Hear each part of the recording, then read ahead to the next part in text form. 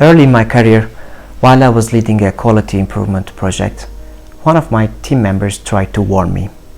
One day he came to me and he raised his concerns regarding the project parameters, and he also mentioned about his objections. I listened to him and nodded my head, but unfortunately I ignored him. After that day, he started to contribute less and less. He was quieter. He kept himself back from the project. He wasn't pushing forward for our project's targets.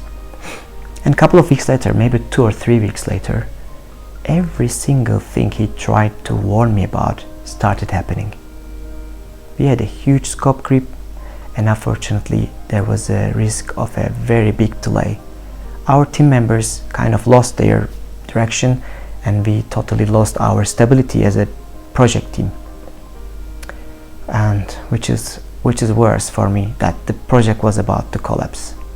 I remember myself thinking back in my room over and over again about the solution, that what can be done, what can be done, what can we do.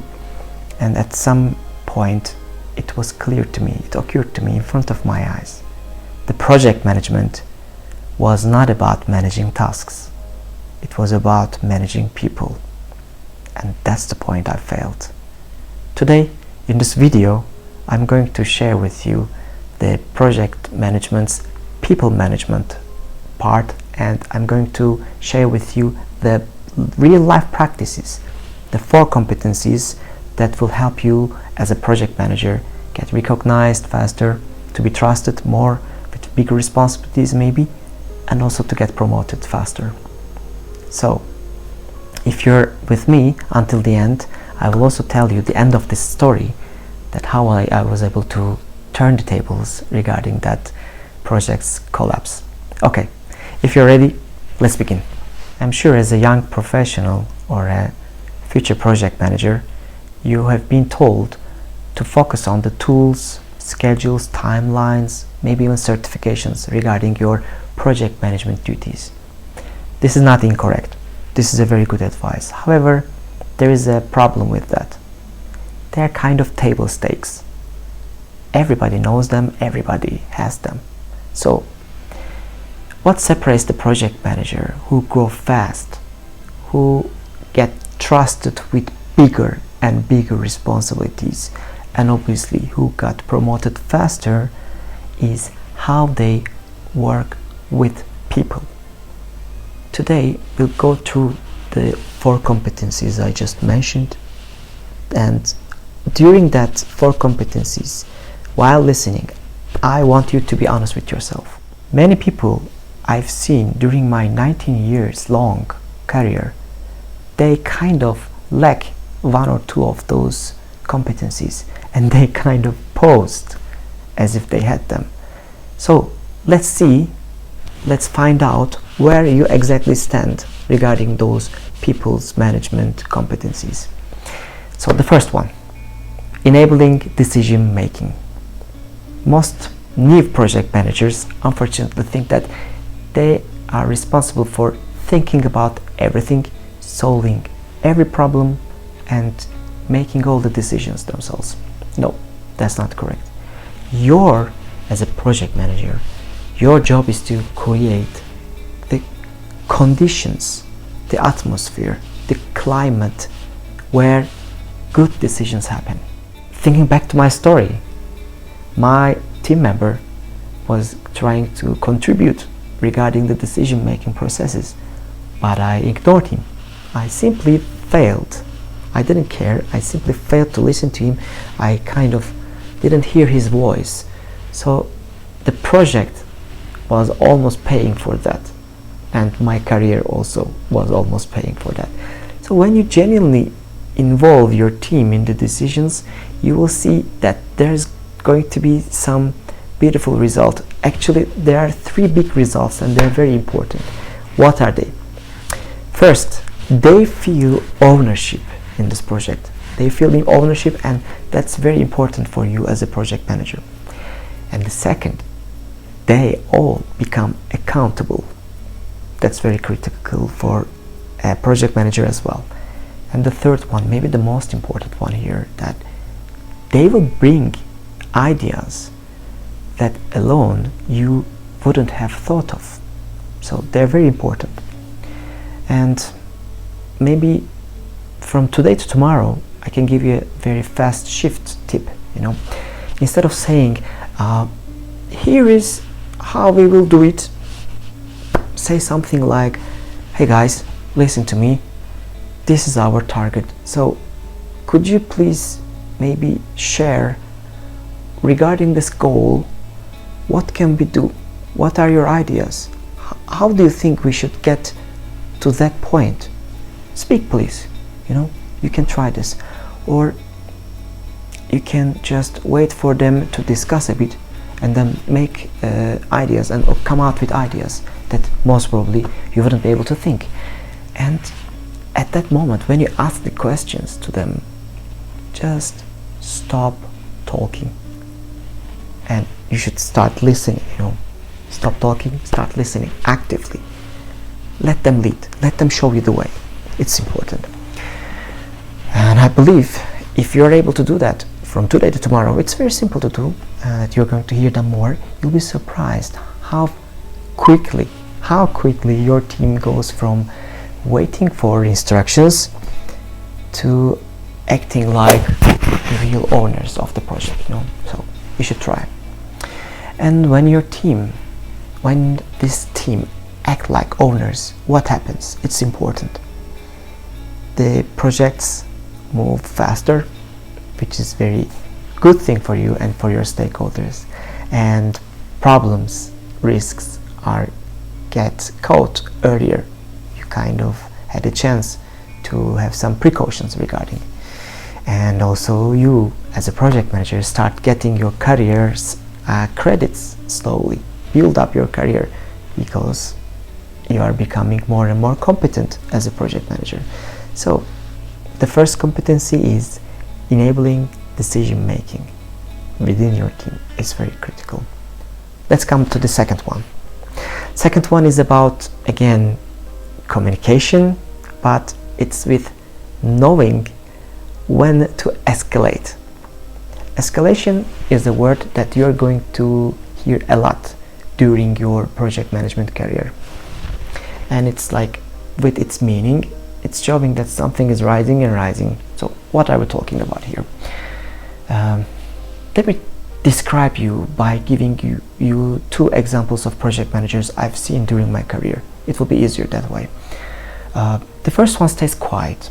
When something bad happens, for example, or things go wrong, this one kind of waits in his desk or table, just in the room, and hoping that the problems are resolving themselves.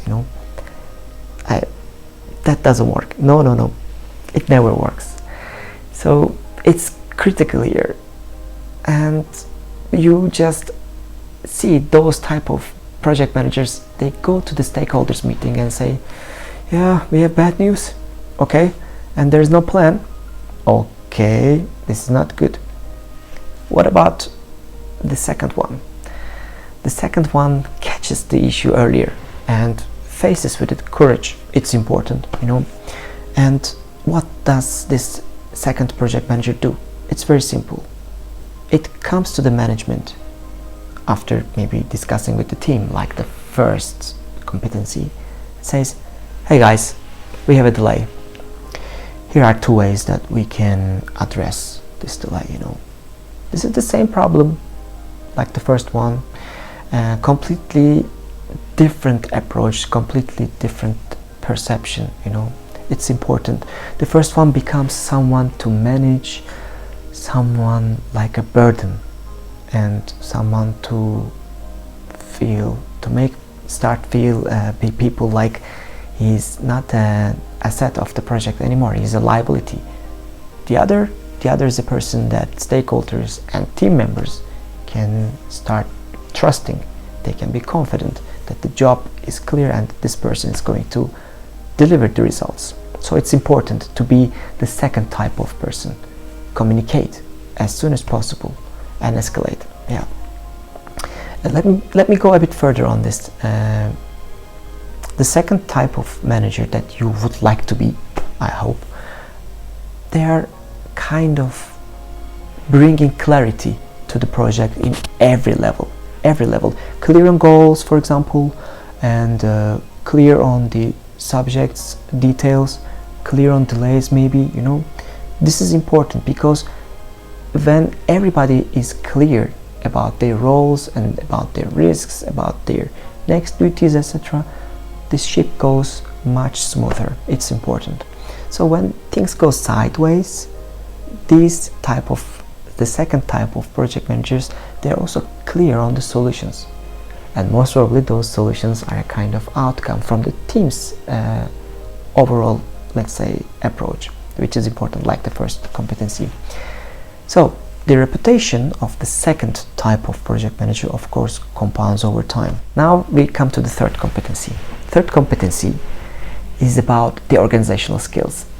Yeah, I know that sounds very blunt, basic, but just wait, just bear with me. The organization is about the tools you use. Do you think? If you think this way, no, it's not correct. It's about the discipline you bring. The basic thing here is, as organizational skills, is the discipline that you bring to the project management. What I mean is that when a project manager is disorganized, it doesn't just affect their own personal work. It kind of spreads. Spreads means the team becomes disorganized, and communication breaks down, and the deadlines slip, and it's getting worse and worse. People started to be stressed, and they kind of freak out. They don't know what's happening. They're not sure why it's happening. But when you're structured, you create something very valuable. It's called predictability. People know what's expected from you or from themselves, from the team, and people know the deadlines. They try to catch up with those deadlines. It's very, very important, and they know the progress is kind of tracked by you or by others, doesn't matter. And that predictability kind of lowers the anxiety and kind of raises the performance of the people. It's very important to control the stress level of your project team. So use whatever tool is working for you. It can be like a dashboard, it can be some kind of documentation, some mobile application, doesn't matter. But the tools here, they are not the point. The point is, can everyone on your team, answer these 3 questions at any time during your project? The first one: what am I responsible for? All the team members. And second question here: when is it due? This task that we just talked about, when is it due? And the third question here: how is it being tracked? So if they know what is their role, what is the task, what are they kind of responsible for, and when is the deadline for this, how much time do they have left, and what is the method of tracking, they must be able to tell at any moment these 3 things, and every one of your team members must be able to tell this. As a project manager, if you're able to have all your team members able to answer those questions, then we can call you organized, So the organizational skills part we are in, and this means you're organized. If it is not, if they're not able to answer some of those questions or none of those questions, then I think it's a good point for you to start for the improvement of your project team and project performance. So it was about the organizational skills, the third one. Now the fourth one comes. Fourth one is like, according to my experience, I can tell that it's one of the most important one, and it's one of the most difficult one. It's called flexibility. Hear me out. Flexibility. No project goes, never it goes as planned, not one. People leave, new people come. Priorities shift, maybe you go back and then restart with the same priorities. And stakeholders, maybe they change. Stakeholders, yeah, they definitely change their mind, during the project's execution phase, etc. So I believe any unexpected problems appear at any time. This is kind of the world, and it's one of the worst possible moments when these unexpected things come out. So if you work in a kind of high uncertainty environment, or I'm sure you're going to work in an uncertainty environment, a high risk environment as well, most of us we do, this flexibility skill isn't just kind of useful, we can call it a kind of survival skill, during the project management. Why? Because this strong, very calm, let's say, but flexible project managers do, when they see that things are falling apart, they're calm but flexible. They kind of don't pretend as if they saw it coming, they don't pause, but they don't panic either, and they adapt to the new condition, the new parameter. It's critical, and they adapt calmly, and also do it confidently, so that the team members have less stress. It's important for the team members, so they kind of plan the flexibility from the very beginning, and during the project's execution phases, like each phase, they kept on being flexible. If you're not flexible enough, there is a big risk of break. It's critical. You can build like buffer time zones, or just some small extra budget. You can be ready for this risk management thing, but being flexible will help you a lot. I think most of the time regarding this being flexible, people kind of miss the one thing. Your team is watching you, and they see if you panic, they will panic. Definitely, they just follow you, they just mimic you. And if you're quiet, like you failed in this communication part of these competencies, they kind of start panicking more, because they kind of started to assume the worst that would come. It's very, very, very bad for you. You want your team members calm, less stressed, and also very, very confident in what they're doing. So if you stay composed and communicate what is certain, and when much of the things are still unclear even, they will trust the process. Here's the critical thing. I will come back to this trust the process issue. When your team members know what you know, that's a great thing. As a whole team, you also should know what you don't know. It's also important, because it's a kind of dark area for you, but you know what is there in that dark area. You cannot see it, maybe you cannot know by heart, but you know that exists, and that thing is there, and you don't know what is that, but that's there. I know it's difficult to maybe imagine this, but there are the things you know, there are the things you know that you don't know, and the most critical thing that we almost always forget. Every project manager, I think, I've seen everyone, including me, everyone, we forget the unknowns of the project. It is not a dark area. It is a non-existing but also existing, like a black hole area. It's very critical.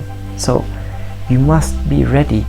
You must be flexible for the unknowns of the projects as well. That's why this is the hardest. This is the hardest competency of people management. So coming back to the trust of your team, when your team is able to trust you, when they trust you, they keep working instead of worrying, panicking, complaining. Complaining is just going to make things very difficult for you. And I can say that it's important that they kept with their performance. One more thing I want to say.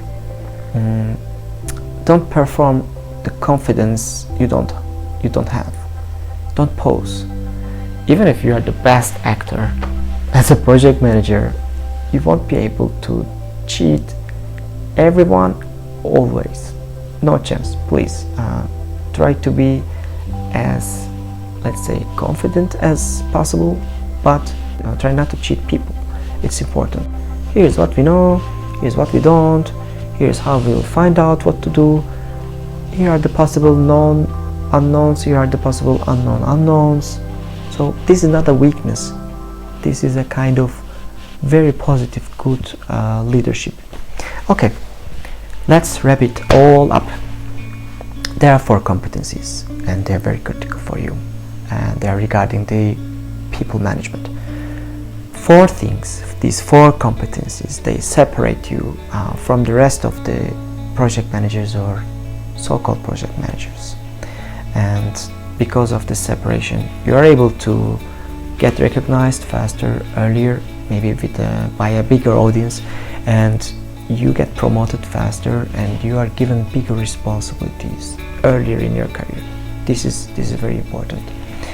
And in this 4 competencies, I can just repeat, like enable decision making, we just talked about. You are creating a space for your team members especially, and don't try to fill that space by yourself. It's not your responsibility, please, no. And remember my mistake that I ignored my team member. It's critical. You create this space where they are able to participate in decision making, and then comes the communicating, and this people skills. It's very important to communicate. It's clearly escalation and communication together will help you get results and be a good example for your project team. And then comes the organizational skills. This means you are going to stay organized, you are going to create kind of predictability for your team members, for the stakeholders, I mean the people around you. And lastly, and maybe the most difficultly and the most importantly, you have to be flexible. You lead the people through these uncertainties. It's critical for you, and you just not only follow the plans point by point. So, do you remember where we started? I ignored my team member, and it almost costed me my career, costed this project's failure, and it was supposed to be bad for everyone. I want to tell now how was I able to turn the tables for myself, and how I was able to change this crash course of the project. That day when it occurred to me that people's management is the key here, I stayed calm and kind of focused, and because I knew that I made a mistake. I gathered the project team, all of them, and to that meeting I also invited the upper management, who were the stakeholders of that project. And in that big meeting, in front of my whole project team, in front of all my upper management, some of them were my direct supervisors, in front of everyone, I apologized, and I apologized to my team member for ignoring what he wanted to say, ignoring his objections, ignoring his, let's say, warnings in general. And I genuinely apologized to him, and I honored him for seeing the risks, and I honored him for acting before everyone else. So I told everyone else that it was not his fault, and he was, on the contrary, about to stop everything from happening, and it was my fault that I ignored him. Genuinely, I really apologized, and I asked him this time his opinion about what can be done from that point on. I also encouraged the other team members, who were a bit freaked out at that moment, to participate in that solutions decision making. when I finally learned to listen, I can say, we kind of recovered. You know, believe me, the team members saved me so bad that in front of my upper management they were saying thank you again and again to me at that very meeting, you know. And in front of our stakeholders we were able to demonstrate that we were a good team, a capable team of, even with the worst case scenarios, we were able to come up with solutions. So that was our salvation day. I was very, very happy. Yeah. So I can tell that in the end we delivered the expected results. I think that day I became a better leader. I believe in this because I had a failure and I had to face it with myself, and then I started to improve my people management skills. It was a shift in my career. Even with a failure, you're able to grow. That's very important, and those 4 competencies are actually what a career growth of a project manager is about. You know, it's not about just better projects, bigger budgets. It's about better leadership. It's when you just think about all these stories, I can say that it's about these 4 competencies, but in your heart they should be like an integral part of you, and you're able to do everything for the people as a project manager because it is a leadership position, I can tell. So right now I need to know which of these 4 competencies are the hardest for you. Like, is it flexibility, is it communication and escalation, is it about organizational skills, or maybe it's the first one, that enabling other team members like contribute to the decision, like enabling decision making. You can write in the comments, you know, and there is, I think, no wrong answer in this case, and I believe it might help some other watchers' careers as well, I believe. And I think if you want more career content like this, like an honest, real human experience, you might consider to subscribe and follow this channel for more insights, for more real insights from this 19 years long professional experience. Thank you for watching up to this point, and I hope to see you in the next videos. Goodbye.